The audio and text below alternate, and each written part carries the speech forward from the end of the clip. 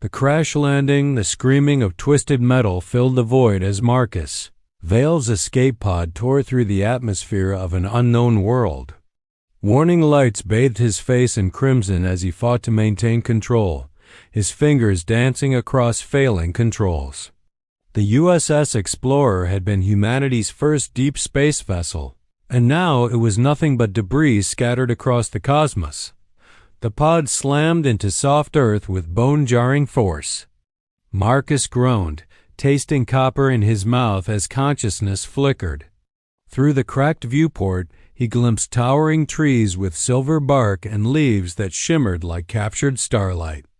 This world was beautiful, but beauty meant nothing if it couldn't sustain human life.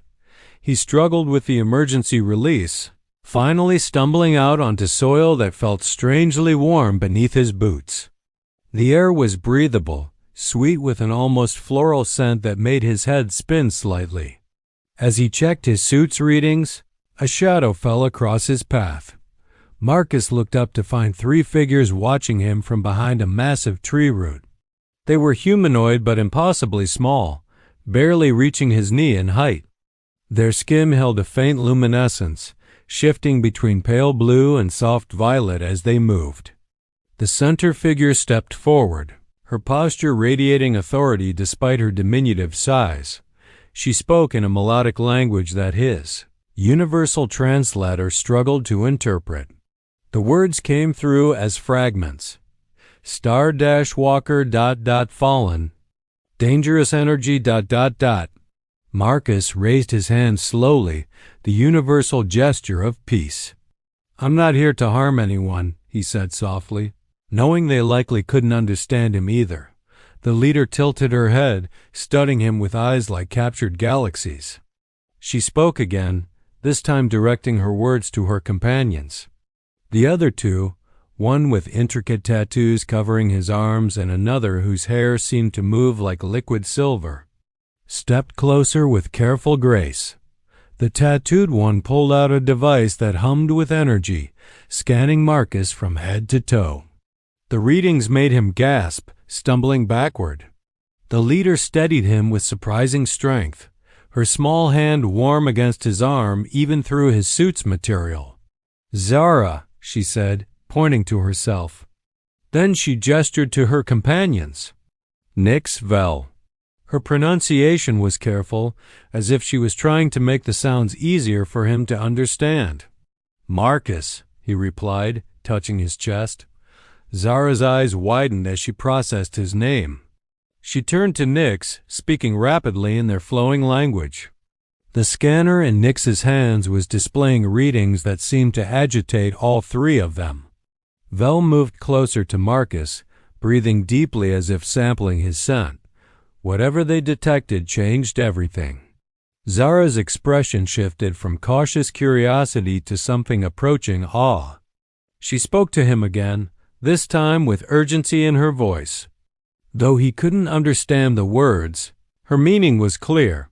They needed to go somewhere, and they needed to go now. Marcus hesitated, looking back at his ruined escape pod. Everything he had left of home was in there, but these beings might be his only chance of survival. Zara seemed to understand his reluctance. She placed her small hand over his much larger one, and suddenly warmth spread up his arm, carrying with it a sense of safety he hadn't expected. He nodded, gathering what supplies he could carry. As they began to walk deeper into the forest, Marcus noticed how the very plants seemed to respond to their presence, leaves turning toward them like flowers following the sun. Whatever these beings were, they were connected to their world in ways he was only beginning to understand. The hidden village, the journey through the forest revealed wonders at every turn. Marcus watched in amazement as Zara and her companions moved with fluid grace, their feet barely disturbing the soft ground cover. Plants parted before them as if welcoming old friends, and small creatures emerged from hiding to watch their passage with curious eyes. After what felt like hours of walking, they emerged into a clearing that took Marcus's breath away. Nestled between towering crystal formations was a village unlike anything from human imagination. Delicate spires twisted upward like frozen music, their surfaces catching and reflecting light in impossible ways. Bridges of woven energy connected the structures, pulsing with gentle luminescence, but it was the inhabitants that truly amazed him. Hundreds of beings like Zara moved through their daily routines, their small forms radiating the same ethereal beauty. Children played games that involved manipulating light itself, while adults tended gardens where the plants responded to touch by changing color and form. Zara led him toward the largest structure, its walls seeming to shift and breathe like living crystal. As they approached, Marcus noticed how the villagers stopped their activities to stare at him. Their expressions ranged from wonder to fear, but none showed hostility. Instead, there was something like hope in their luminous eyes. Inside the great hall, an ancient figure waited. Elder Cass stood barely taller than the others, but age had given her features a timeless quality that spoke of centuries of wisdom. Her skin held the deep purple hues of twilight, and her hair moved like slow water around her shoulders. She spoke to Zara in their musical language, her voice carrying harmonics that seemed to resonate in Marcus's bones. As they talked, other villagers began to gather, filling the hall with their soft whispers and the gentle chiming of their movements. Elder Cass approached Marcus, studying him with eyes that held depths like ancient seas. When she spoke, her words came through his translator more clearly. "You carry the resonance we have sought for generations, Starwalker. But first, we must know if you understand the cost of what you might become." Marcus felt a chill despite the warmth of the hall. "I don't understand what you mean by resonance. I'm just a human who crashed here." The elder's expression grew sad. "Our people are dying, Marcus Vale. Each generation grows weaker, our connection to the life force of this world fading like a song forgotten. We have searched the stars for one whose energy signature might rekindle what we have lost." Zara moved to stand beside the elder, her eyes never leaving Marcus's face. When she spoke, her words were careful but determined. "The scanner readings show you possess the harmonic frequency we need. Your presence here is not chance but destiny." Around them, the villagers pressed closer, their hope becoming palpable in the air. Marcus could see children among them, their light dimmer than their elders, and he began to understand the magnitude of what they faced. This wasn't just about him anymore. What would I need to do? He asked, surprised by his own willingness to consider their request. Elder Cass smiled, the expression transforming her ancient features. "The bonding ritual has not been performed for 3 centuries. It would link your life force with our most compatible souls, creating a bridge between your energy and ours." "But Marcus," her voice grew serious, "there is no going back once the ritual begins."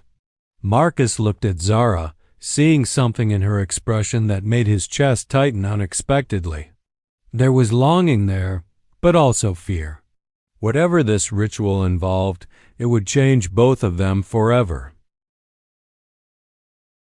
The bonding ritual. The preparation for the ritual took 3 days, during which Marcus learned more about Zara's people than he had thought possible. They called themselves the Seraphim, children of light and harmony who had once flourished across multiple worlds. Their decline had begun slowly, so gradually that they hadn't recognized the crisis until it was nearly too late. Zara spent most of her time with him, teaching him their customs and explaining the ritual's significance. Her English improved rapidly, as if their growing connection was enhancing her ability to understand him. During quiet moments, Marcus found himself drawn to her in ways that surprised him. Despite their physical differences, there was something deeply familiar about her presence. "The bonding partners must be chosen carefully," she explained as they walked through the village's memorial garden. "The ritual requires perfect harmonic alignment between the participants. Elder Cass believes you can bond with 3 of us, creating a resonance pattern that will spread throughout our people." 3? Marcus stopped walking, Suddenly understanding why some of the villagers had been watching him with such intense interest, Zara's luminescence flickered with what he had learned was embarrassment. Nyx and Vel have also shown compatible readings. The three of us together would form a triangle of connection with you at the center. That evening, the village transformed for the ceremony. Crystalline formations were arranged in intricate patterns, their surfaces inscribed with symbols that seemed to pulse with their own inner light. The entire population gathered in a great circle, their combined luminescence turning the clearing into something magical. Marcus stood in the center, wearing robes that the village crafters had made for him. The materials seemed to respond to his heartbeat, shifting color and rhythm with his pulse. Zara, Nyx, and Vel approached from three directions, each carrying a crystal that resonated with harmonic tones. Elder Kess began the ceremony with words that needed no translation, her voice weaving patterns in the air that Marcus could almost see. As the ritual progressed, he felt something awakening within him, a resonance that answered the call of the crystals the three seraphim held. Zara was the first to reach him, her small hands taking his much larger ones. The moment their skin touched, energy flowed between them like liquid starlight. Marcus gasped as he felt her emotions mixing with his own, her hopes and fears becoming as real to him as his own heartbeat. Nyx approached next, his tattooed skin glowing brighter as he placed his hands on Marcus's shoulders. The connection expanded, adding Nyx's steady strength and quiet wisdom to the growing bond. Marcus felt as if he was becoming something larger than himself, his consciousness expanding beyond the boundaries of his human form. When Vel completed the triangle, touching her hands to his forearms, the transformation reached its peak. Energy cascaded through all four of them, creating a web of connection that pulsed with shared life force. Marcus felt their memories flowing into him, their joys and sorrows becoming part of his own experience. But more than that, he felt their love. Not just the familial bonds they shared as a people, but something deeper and more intimate. Zara's feelings for him blazed bright in the connection, matched by unexpected emotions from Nyx and Vel. The ritual was creating bonds deeper than friendship, more profound than mere compatibility. When the energy finally stabilized, Marcus opened eyes he hadn't realized he'd closed. The world looked different now, richer and more vibrant. He could see the life force flowing through every plant, every creature, every member of Zara's people. And he could feel the three who were now bonded to him as clearly as he felt his own heartbeat. The ceremony ended with the entire village glowing brighter than he had ever seen them, their renewed vitality flowing outward like ripples in a cosmic pond.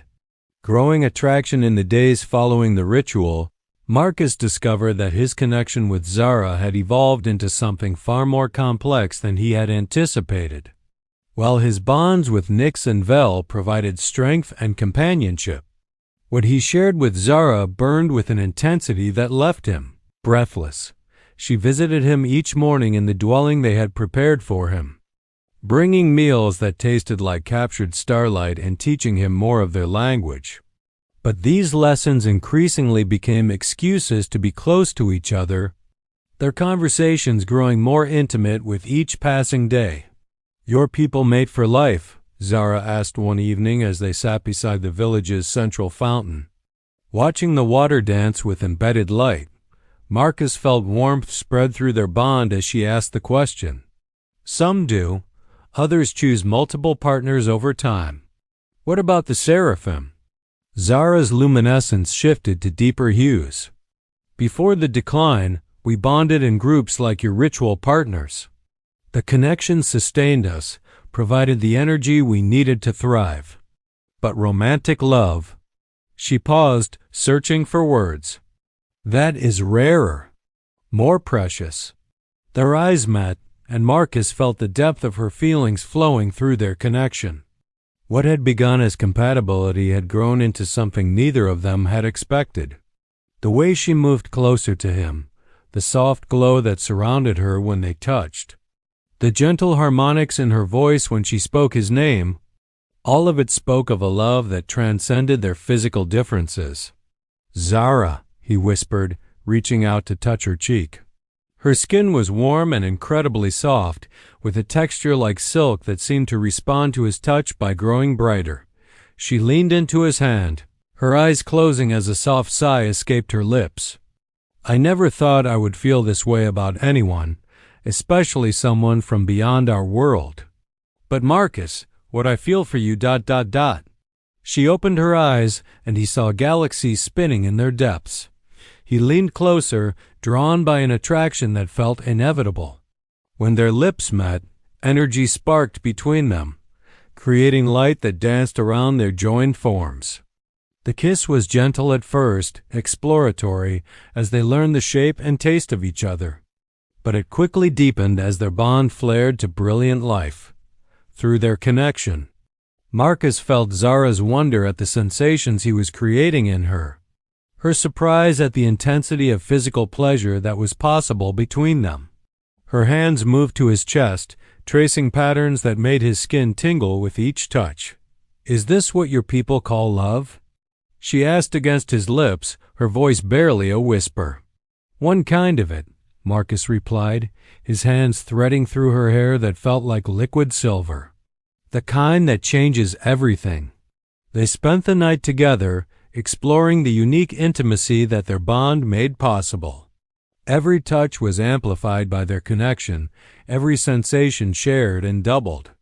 Marcus discovered that Zara's people experienced pleasure differently than humans, their entire beings lighting up with waves of sensation that flowed through both of them in the quiet hours before dawn. As Zara lay curled against his much larger frame, Marcus realized that his feelings for her had grown beyond simple attraction. The bond might have brought them together, but what he felt now was purely his own choice. "I love you," he whispered into her hair, feeling her instant response through their connection. "And I love you," she replied, turning in his arms to face him. "But Marcus, there is something you must know about what we have become." The seriousness in her tone made him tense. "What is it?" "The ritual has changed you in ways that will become more apparent over time. Your lifespan, your abilities, even your physical form will begin to adapt. You are becoming something between human and seraphim." Marcus absorbed this information, surprised to find that it didn't frighten him as much as it should have. "Will I still be me?" Zara smiled, her luminescence soft and warm. "You will always be the man I fell in love with, but you will also become something more." The choice 3 weeks after the bonding ritual, Marcus stood at the edge of the village, staring up at the stars that had once been his home. His body had indeed begun to change, subtle at first but increasingly noticeable. His skin had developed a faint luminescence that responded to his emotions, and his senses had expanded beyond human limits. But more than the physical changes, he felt the weight of the choice before him. The emergency beacon in his salvaged equipment had finally powered up, sending a distress signal toward human space. If a rescue ship responded, he would face a decision that would affect not just his own future, but the fate of Zara's entire people. "You're troubled," Zara said. Approaching from behind with the silent grace he had grown to love, Marcus turned to face her, taking her small hands in his transformed ones. "The signal has been broadcasting for 2 days. If a human ship receives it, you would have to choose between your people and mine," she finished, her expression understanding but sad. "It's not that simple anymore," Marcus said, pulling her closer. "I'm not the same person who crashed here. The ritual has made me something new, something that belongs in both worlds and neither." Elder Kess emerged from the shadows, her ancient wisdom apparent in every step.